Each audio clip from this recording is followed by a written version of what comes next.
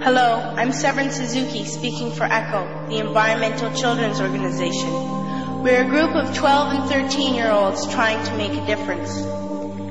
Vanessa Setti, Morgan Geisler, Michelle Quigg, and me.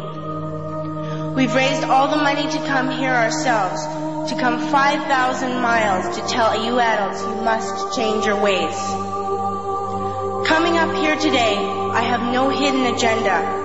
I am fighting for my future. Losing my future is not like losing an election or a few points on the stock market.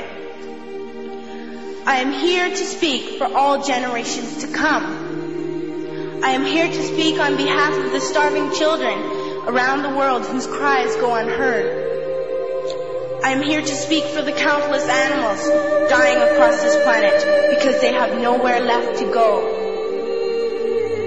I am afraid to go out in the sun now because of the holes in our ozone. I am afraid to breathe the air because I don't know what chemicals are in it.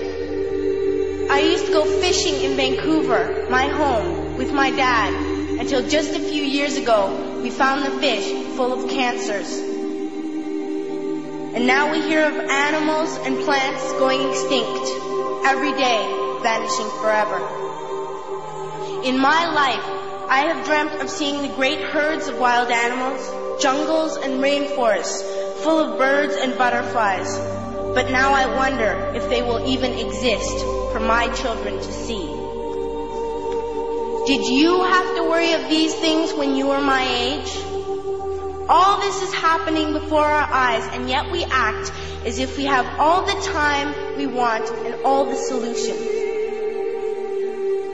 I'm only a child and I don't have all the solutions. But I want you to realize neither do you. You don't know how to fix the holes in our ozone layer. You don't know how to bring the salmon back up a dead stream. You don't know how to bring back an animal now extinct. And you can't bring back the forest that once grew where there is now a desert. If you don't know how to fix it, please stop breaking it.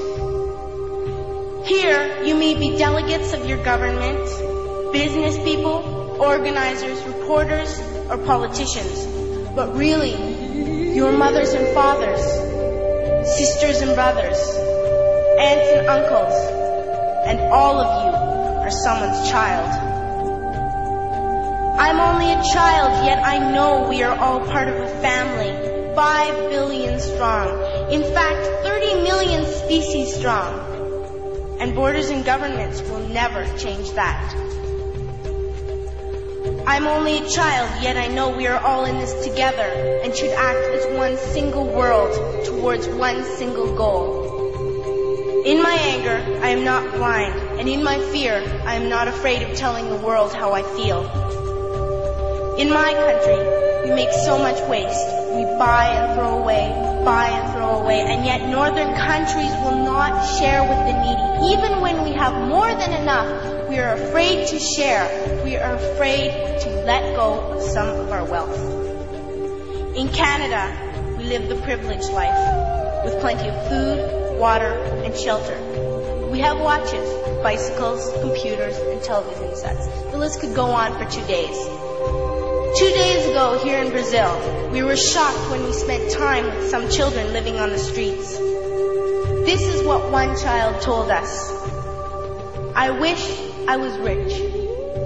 And if I were, I would give all the street children food, clothes, medicines, shelter, and love and affection.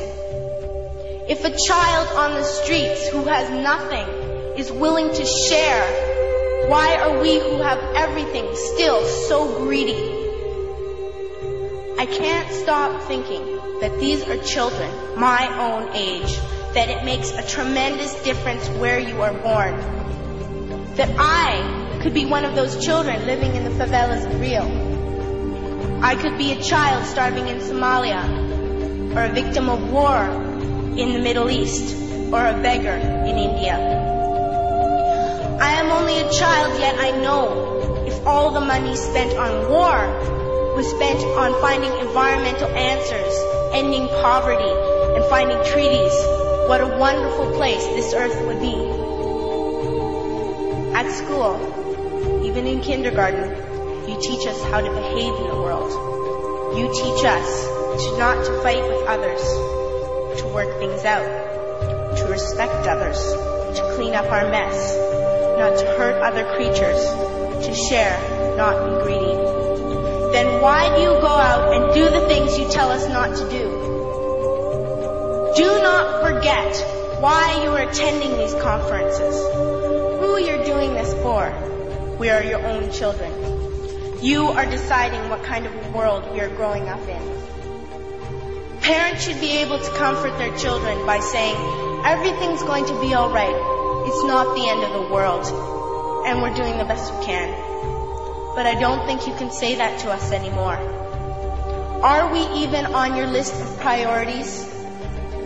My dad always says, you are what you do, not what you say. Well, what you do makes me cry at night. You grown-ups say you love us, but I challenge you, please, make your actions reflect your words. Thank you.